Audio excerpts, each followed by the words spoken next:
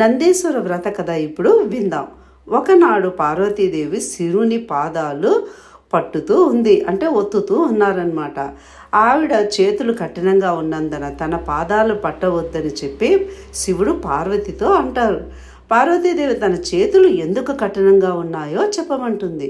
పరోపకారము చేయలేకపోవటచే అట్టి కాఠిన్యము చేతులకు వచ్చిందని చెప్పి అది మృదువుగా చేతులు అవ్వాలంటే నీలాటి రేవున వేడి నీళ్లతో వచ్చిపో వాళ్ళందరికీ తలంటి నీళ్లు పోయించమని చెప్తాడు శివుడు పార్వతితో. పార్వతీదేవి భర్త ఆజ్ఞతో అట్లు చేస్తూ ఉంటే ఒక పేదరాలు వచ్చి ఆమెతో తలంటి నీళ్లు పోయించుకొని వెళుతూ ఉంటే ఆమెపై దయదలిచిన పార్వతీదేవి సంపదలను ఇస్తుంది. ఆనాటి నుంచి ఆ పేదరాలు ధనవంతురాలే గుమ్మం దగ్గరికి వచ్చిన వారందరికీ పని చెప్తూ ఉంటుంది. ఆ పేదరాలు ధనవంతురాలైన తర్వాత గర్వం కూడా వస్తుంది ఆమెకి. ఆ సంగతి తెలిసిన పార్వతీదేవి గర్విష్ఠురాలగున ఆమె భాగ్యాన్ని తీసివేయుటకు విఘ్నేశ్వరుని ఆమె దగ్గరికి పంపిస్తుంది. ధనవంతురాలైన ఆమె వినాయకుడికి ఉండ్రాలను నైవేద్యంగా పెడుతుంది. అవి తిన్న వినాయకుడు సంతోషంతో ఐశ్వర్యాన్ని ఇచ్చి వెళ్ళిపోతాడు. తర్వాత పార్వతి నందిని పంపుతుంది. అతనికి ఆమె శనగలు వాయనం ఇస్తే అతను కూడా ఆమె భాగ్యాన్ని తీయలేకపోతాడు. పిమ్మట పార్వతి భైరవుని పంపగా అతనికి ఆమె గారెలు వండి పెట్టుటచే అతడు కూడా ఆమె భాగ్యాన్ని తీయలేకపోయాడు. పిమ్మట పార్వతి చంద్రుణ్ణి పంపగా అతనికి ఆమె చలిమిడి చేసి పెడుతుంది. అప్పుడు చంద్రుడు కూడా ఏమీ చేయలేక వెళ్ళిపోతాడు. అటు పిమ్మట పార్వతి సూర్యుణ్ణి పంపిస్తుంది. అప్పుడు ఆ ధనవంతురాలు సూర్యునికి క్షీరాన్నం అంటే పర్వాణము వండి పెడుతుంది. అందుచేత అతడు కూడా ఆమె భాగ్యాన్ని తీయలేకపోయాడు. పిమ్మట అర్జునుడిని పంపిస్తుంది పార్వతీదేవి. ఆమె అతనికి అప్పాలు నైవేద్యంగా పెడితే అతడు ఆ భాగ్యాన్ని హరించలేకపోయాడు. పిమ్మట శివుణ్ణి పంపిస్తుంది పార్వతి. శివుడు వెళ్ళగానే ఆ ధనవంతురాలు చిమ్మెలి చేసి పెడుతుంది. అప్పుడు శివుడు కూడా ఆమె భాగ్యాన్ని హరించలేకపోయాడు. తుదకు ఆఖరిలో పార్వతీదేవే వెళుతుంది. ఆమెకు పులగము నైవేద్యంగా పెడుతుంది ఆ ధనవంతురాలు. అంత పార్వతీదేవి ఆమె భక్తికి మెచ్చి నీవు మా అందరికీ పెట్టిన 9 పదార్థాలను ఉద్యాపన చేసుకున్న ఎడల మానవులకు సకల సంపదలు కలుగుతాయని, ఈతి బాధలన్నీ తొలగిపోతాయని చెప్పి వరాన్నిచ్చి వెళ్ళిపోతుంది. ఈ కథ చెప్పుకొని అక్షంతలు వేసుకోవాలి. ఈ కథ యొక్క మహత్యం ఇది. ఓం నమః శివాయ.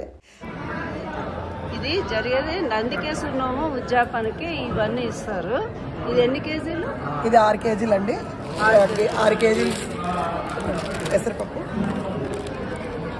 నానబెట్టి మనము ఇప్పుడు నందికి రెండు నందికి పూజ చేసి ఒక నంది వాళ్ళకి వాయనం ఇచ్చేసి ఒకటి మనం తీసుకుంటాం.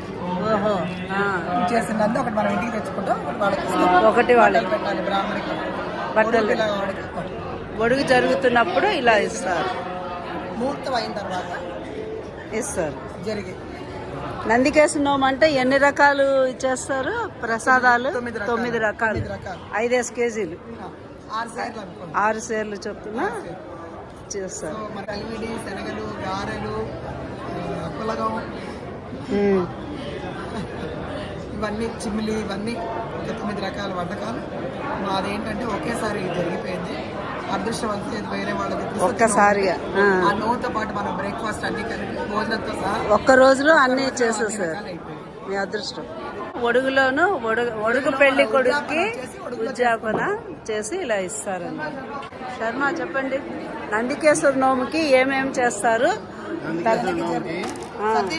5 కిలోల పెద్దపప్పు, 2 నందులు, ఒకటి చిన్న నంది బ్రాహ్మడికి, అదే మనం వటువుకి ఇవ్వడానికి, పెద్ద నంది మనం అట్ట పెట్టుకోవడానికి, తర్వాత బ్రాహ్మడికి పిల్లాడికి బట్టలు దక్షిణ అయిపోయి ఇది ఏంటంటే ఉద్యాపన మొత్తం 9 పిండి వంటలు అయిపోయిన తర్వాత ఈ 2 నందులకి పూజ చేసి పిల్లాడికి ఒక నంది మనం అట్ట పెట్టుకున్నాం, ఒకటేమో వాళ్ళకి ఇస్తాం. ఇలా ఇత్తడి గిన్నెలో 5 కిలోలు పెసరపప్పు, 5 కేజీలు, 6 కేజీలు. 6 కిలోలు అంటే మనం కూడా తినొచ్చు, 5 కిలోలు అయితే మనం తినకూడదు. ఓహో, మన కుటుంబ సభ్యులు మా నలుగురు మేము తినకూడదు. మిగతా అందరూ మనం కూడా ఎవరైనా తినొచ్చు. దీనికి కావాల్సింది 5 కిలోలు. గ్రేట్ అండి, all the best. Artistic talent నా ఫోటో చూసిన